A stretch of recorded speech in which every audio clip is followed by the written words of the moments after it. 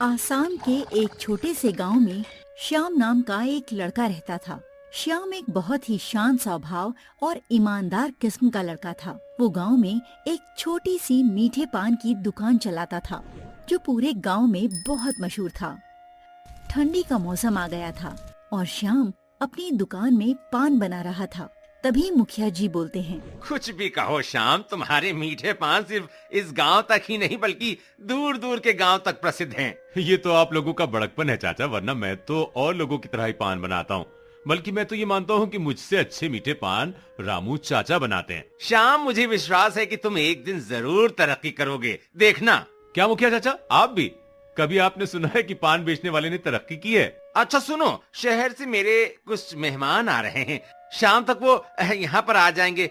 मैंने तुम्हारे मीठे पान की बहुत ज्यादा तारीफ कर रखी है उनसे, तो तुम थोड़ा सा ध्यान रखना, ठीक है? बिल्कुल मुखिया चाचा, बिल्कुल। आप चिंता मत कीजिए, आप उनको शाम को यहाँ लेकर आइएगा। मेरे हाथों के पान खाकर वो भी कभी भूल नहीं पाएंगे। शाम को मुखिया श्याम की दुकान पर दो लोगों के साथ आता है और कहता है, श्याम, यही है मेरे वो शहर से आए हुए मेहमान। अब तुम इन्हें अच्छी से अपने हाथ से मीठे पान खिलाओ।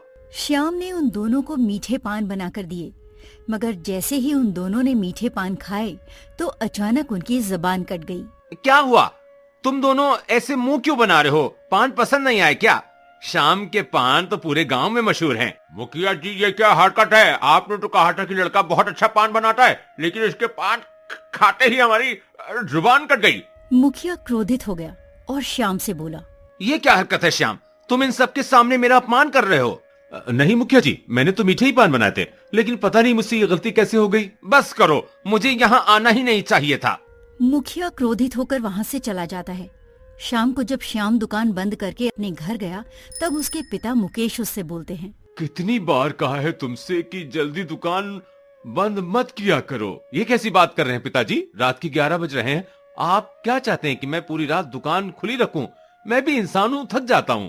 हाँ हाँ, मुझे सब पता है। तुम इतनी मेहनत करते हो, आज तक तुमसे खुद का काम तो पकड़ नहीं गया।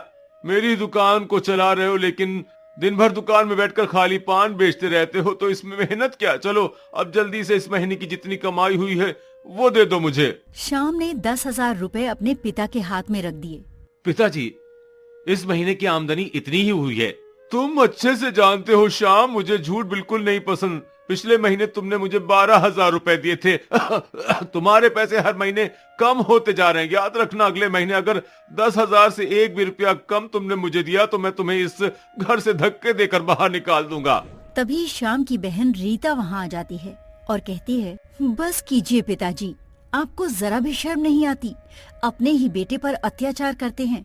भैया सुबह से लेकर शाम तक मेहनत करते हैं और अपनी कमाई का एक एक पैसा आपके हाथों में रख देते हैं। उसके बाद भी आपके पैसे की भूख नहीं मिटती। अपना मुंह बंद रखो रीता। तुम जानती हो कि ये तुम्हारा सौतेला भाई है, तो फिर इसके लिए इतना प्यार और रहम मत दिखाओ। हाँ जानती हूँ, ये मेरा सौतेला भाई है, लेकिन शायद आप नहीं जानते कि भाई भाई होता है, चाहे वो सगा हो या सौतेला। और इतना अत्याचार तो कोई अपने सगे बेटे पर भी नहीं करता जितना आप भैया पर कर रहे हैं। अपनी बेटी की बात को नजरअंदाज करते हुए मुकेश वहाँ से चला जाता है। अगले दिन श्याम सुबह जब अपनी दुकान पर गया तो देखता है कि उसकी दुकान टूटी है और वहाँ मुखिया अपने कुछ गुंडों के साथ खड़ा था और मुखिया श्याम को क्रोध भरी नजरों से देख रहा था। तभी श्याम बोलता है, मुखिया चाचा, ये आपने क्या किया? मेरा एक ही कमाई का जरिया था, वो भी आपने बर्बाद कर दिया। क्यों मुखिया चाचा, क्यों? श्याम, तुम्हारी वजह से मेरी इतनी बेइज्जती हुई है। तुम्हें पता था कि मैंने तुम्हारी पान की इतनी तारीफ की थी, उसके बावजूद तुमने मेरे मेहमानों के सामने मेरा सर नीचा करवा दिया। मुखिया जी, मैंने आपसे कहा तो था कि वो मुझसे गलती से हुआ था। मैं नहीं चाहता था कि आपकी बेइज्जती हो, मुझे माफ कर दीजिए। लेकिन मुखिया जी, आपने तो मेरी दुकान ही तोड़ दी। अब मैं कैसे कमाऊंगा और अपना घर कैसे चलाऊंगा? मुझे क्या, जो करना है कर। सर पर टोकरी लेकर भेज या घर घर जाकर पान बेच, जो करना है कर। तेरी दुकान सरकारी संपत्ति में आती थी, इसलिए तोड़ दी। श्याम के पास कोई रास्ता नहीं था सिवाय इसके कि अब वो घर घर जाकर पान बेचता। श्याम कंपकपाती ठंड में सर पर टोकरी लेकर घर घर घूमने लगा और पान बेचने लगा। एक दिन जब श्याम पान बेचकर अपने घर वापस जा रहा था, तभी उसको एक बूढ़ा आदमी मिला जो ठंड से मर रहा था और रो रहा था। श्याम उसके पास जाता है और उससे बोलता है, क्या हुआ चाचा? आप रो क्यों रहे हैं? बेटा, मुझे पैसों की जरूरत है। मुझे मेरी पत्नी का इलाज करवाना है, जिसके लिए मुझे 10,000 रुपए चाहिए, और इतने पैसे मेरे पास नहीं है। श्याम को उस पर दया आ गई। उसके पास लगभग 10,000 रुपए ही थे। उसने वो सारे रुपए देते हुए कहा, चाचा आप ये पैसे ले लो और अपनी पत्नी का इलाज करवा लो। भगवान तुम्हारा भला करे बेटा, ये लो जादू पान। इससे तुम जितने पान चाहो उगा सकते हो और अच्छी खासी कमाई कर सकते हो। और जब तुम इसे बेचना, तब उसे पान को आग लगाकर बेचना। इससे ही फायर पान कहते हैं बेटा, जो कि ठंडी में लोगों को बहुत अच्छे लगेगा और तुम्हारा व्यापार भी चलेगा। श्याम पान लेकर घर चला जाता है। घर पर मुकेश पहले से ही श्याम का इंतजार कर रहा था। श्याम के पहुंचते ही मुकेश ने उससे कहा, शाम कितनी कमाई हुई इस महीने? लाओ पैसे मेरे हाथ में रखो। पिताजी इस बार मुझे माफ कर दीजिए, अगली बार को मैं आपको 20,000 दे दूंगा। ठीक है, इस बार माफ किया, लेकिन अगली बार पैसे नहीं मिले तो तुमको, तुम्हारी बहन दोनों को घर से बाहर निकाल दूंगा। अगली सुबह श्याम जादुई पान लेकर अपने खेत में चला जाता है और उस जादुई पान को मिट्टी में बो देता है और पानी डालता है। इसके बाद ही उसके खेत में बहुत सारे पान के पेड़ उगाते हैं, जिसमें बहुत सारे पान आ गए थे। श्याम ने वो सारे पान तोड़ लिए और बेचने चला गया। वो एक पेड़ के नीचे बैठ गया और एक बोर्ड लगा दिया, जिस पर लिखा था, श्याम का फायर पान। फायर पान खाने के लिए कुछ लोग आए और श्याम से बोले, अरे श्याम, ये फायर पान क्या है, जरा खिलाना। ठंडी है ना भाई, इसलिए फायर पान खाते ही आप लोगों की ठंडी छू मंतर हो जाएगी। फिर श्याम ने पान में आग लगाया और उस आदमी के मुंह में पान खिला दिया। वो आदमी पान खाता है और कहता है, वाह वाह श्याम भाई, वाह क्या बात है, मेरी ठंडी तो बिल्कुल गायब हो गई। अरे भाई आप लोग भी एक बार ये फायर पान खाकर देखो जरा। खाओ। फिर सभी लोग धीरे धीरे करके फायर पान खाने के लिए भीड़ लगा देते हैं। सब लोग पान खाते हैं और श्याम के फायर पान की तारीफ करने लगते हैं। शाम तक श्याम की अच्छी कमाई हो जाती है और पूरे गांव में श्याम के फायर पान की बात फैल जाती है। अगली सुबह फायर पान के लिए और भीड़ लग जाती है। ऐसे ही श्याम रोज पान उगाता और उसे तोड़कर बेचता था। धीरे धीरे श्याम ने कुछ ही दिनों में अपनी खुद की दुकान खोल ली और अलग अलग किस्म के पान बेचने लगा, जिससे कि उसके पान की दुकान और भी मशहूर हो गई और दूर दूर के गांव और शहर में भी मशहूर हो गई। महीने के आखिरी दिन में श्याम ने अपने पिता को 20,000 की जगह 30,000 रुपए दिए। बेटा, तुमने ये सब कैसे किया? तुम इतना जल्दी मशहूर कैसे हो गए? श्याम ने अपने पिता को जादुई पान की बात बताई तो मुकेश बोलता है, बेटा, तो तुम इतनी छोटी सी खेत में क्यों पान उगाते हो? मुझे पहले बता दिया होता तो अपने सब खेत में पान लगाते तो और मुनाफा होता। उसके बाद उसने और ज्यादा पान उगाए और उसे दूसरे शहरों में ट्रांसपोर्ट भी करवाने लगा। श्याम ने अपनी बहन की शादी बहुत ही अमीर घर में करवाई और श्याम के पिता भी उसकी इस तरक्की से बहुत खुश थे। अब श्याम की वजह से वो गांव जादुई पान वाले गांव के नाम से मशहूर हो गया था।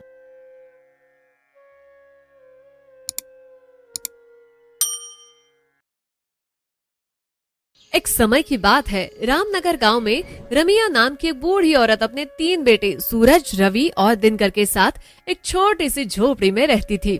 रवि, सूरज और दिनकर रोज मजदूरी करते और जो पैसे लाते वो सिर्फ एक दिन के राशन तक ही चलता था। ऐसे में उनकी कोई बचत नहीं हो पाती थी। इसीलिए रमिया परेशान रहती कि अपने बेटे की शादी कैसे करेगी। रमिया रोज भगवान से प्रार्थना करती कि उसे अपने बेटों के लिए अच्छी बहू मिले जो हमारी गरीबी समझे। एक दिन रमिया सुबह के समय जंगल में लकड़ियाँ इकट्ठा करने जाती है।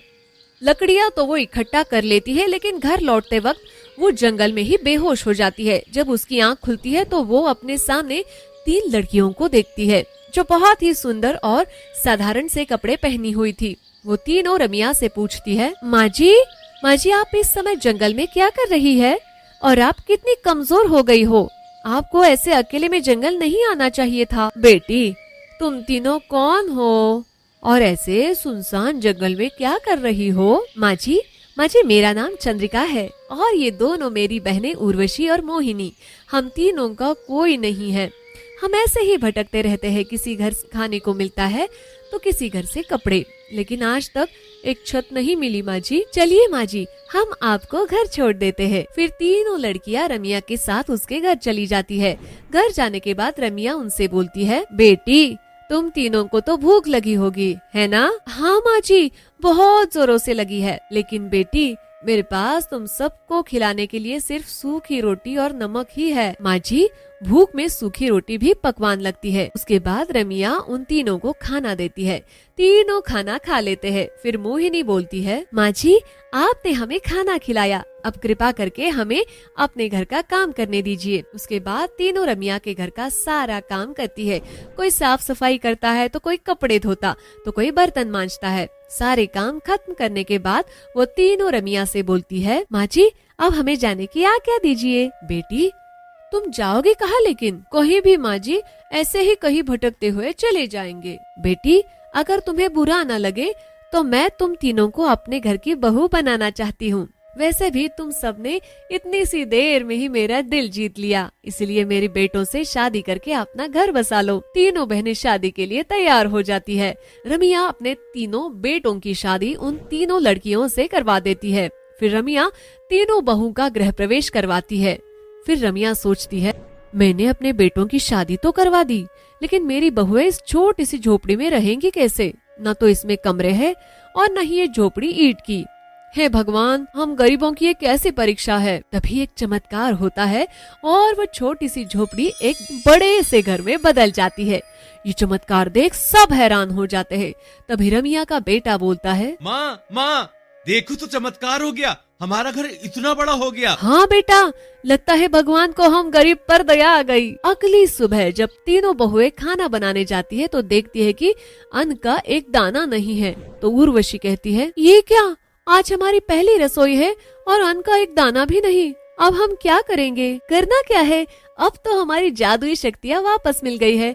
हम जादू से खाना बना देंगे और राशन भी ला देंगे। उसके बाद तीनों बहुएं अपने अपने जादू से रसोई को अन्न, फल, सब्जी से भर देती है। दूर खड़ी रमिया ये सब देख लेती है और अपनी बहुओं से कहती है, ये मैंने क्या देखा अभी? तुम तीनों के पास जादू है? कौन हो तुम तीनों? माँ जी घबराइए नहीं, हम बताते हैं कि हम कौन हैं। उसके बाद वो तीनों बताती है कि वो तीनों स्वर्ग लोक की अप्सरा है। एक दिन स्वर्ग के राजा दक्ष ने उन तीनों को दावत पर बुलाया, जिसमें वो उन तीनों से शादी की बात करता है। मोहिनी, चंद्रिका, उर्वशी, हम तुम तीनों से शादी करना चाहते हैं, जिससे इस स्वर्ग लोक की सुंदरता दुगनी हो जाएगी। राजा दक्ष, तुमने कभी अपनी ये शक्ल आईने में देखी है? कौन लड़की करेगी तुमसे शादी? तीनों बहन राजा का उपहास बनाती है, जिससे गुस्सा होकर राजा दक्ष उनसे उनकी शक्ति छीन लेता है और तीनों को साधारण लड़की के वेश में धरती पर भेज देता है। माँ जी, अब तो आपको विश्वास हुआ कि हम कोई जादूगरनी नहीं बल्कि स्वर्ग की अप्सराएं हैं। रही बात हमारी जादू वापस मिलने की, तो वो तो कल जब हमारी शादी हुई तो हमें हमारी शक्तियाँ वापस मिल गई। माँ जी, इस घर का बदलना भी हमारी जादू ही था। मेरे घर में स्वर्ग की अप्सराएं और भी मेरी बहुओं के रूप में। हाय हाय, मैं तो धन्य हो गई।